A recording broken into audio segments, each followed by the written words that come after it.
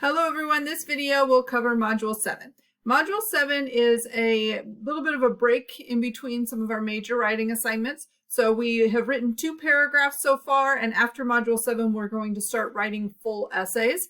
Module 7 then provides a little bit of a transition by going back to some of those reading skills that we learned earlier in the semester. We're going to build off of those, and we're going to complete some reading assignments as well.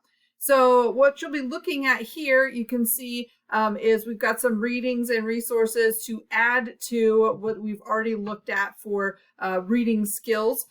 There is a chapter in our textbook on reading strategies for writers and some of the discussion there. And you can also watch this video if you want to, just provide more academic reading skills. If you remember, we have already linked in that ebook. Let's see if I can find it, which is just about college reading and writing. Let me show you. You probably will remember that once I get back to, there we go, college level reading support was what it was called. And so that is just, again, a reminder of some of the things that we've looked at this semester. So the quiz itself is going to go over just academic reading strategies. And so we're trying to basically go up one level with the different types of things that you can do with reading and how important it is to practice some of those skills as you read. And then the other thing that you'll be doing, kind of the major assignment in this module, is this reader response discussion board. So in your textbook, the very last section, chapter 43, is reading selections. It starts on page 605. It's just a list of all the different reading selections. There are 19 of them. And so basically there are enough for every student to just pick one. You're going to pick one of these readings. So you might pick Ellen Goodman's Multitasking or Mass ADD, or Brent Staples' A Brother's Murder, or Dave Barry's Driving While Stupid, and you're going to create a post for it. So you'll hit reply, you'll put your title and author there, and then if you want to, once you have just put the title and the author, you can just hit post reply so that you save your article so that nobody else can take that one. So if you look at one and you think, oh, that sounds really interesting, I want to do that one, go ahead and post it on the discussion board. Then you can go back in and edit when you're ready to finish your post. And your post will be, first off, telling us the title, author, page numbers, and then a couple of sentences just summarizing the main ideas that are covered in that article.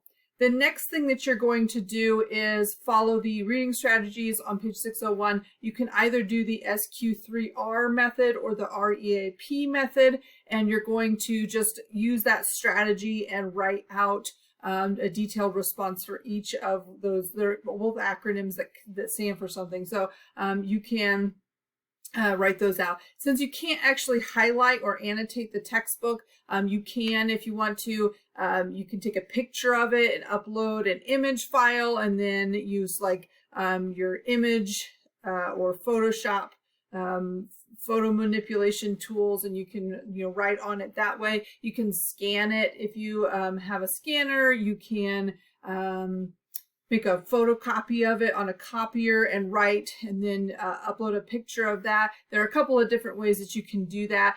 You can search for the actual article in online and see if you can find a version of that in like on a website, and then use that to help highlight and annotate if you copy and paste that into a Word document. I don't expect you to like type out the whole article or something so that you can highlight and annotate it. But if you have it in a Word document somehow, then you could show that annotation. You could take a picture of it and upload the picture into the Word document and then use the highlighting for that. So there's a lot of different ways that you can do that strategy.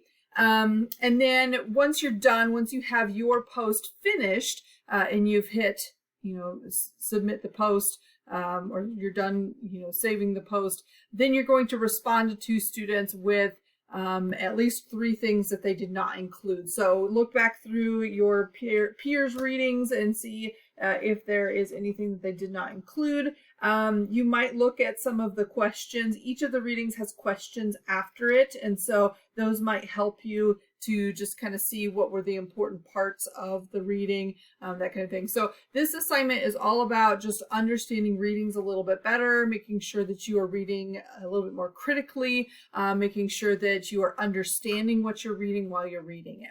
So that concludes the reading part of this module. And then the other part of this module is covering sentence errors, which includes run-ons, common splices, and fragments. And those are three of the biggest issues that I see in student writing, particularly comma splices. I comment a lot on those, as well as the use of run-on sentences and kind of rambling sentences with where it just doesn't have correct punctuation in it. So I've got a couple of videos in here for you, and of course the slides for the textbook, the chapter of the textbook, a lot of resources for you before you take the quiz to make sure that you understand that concept.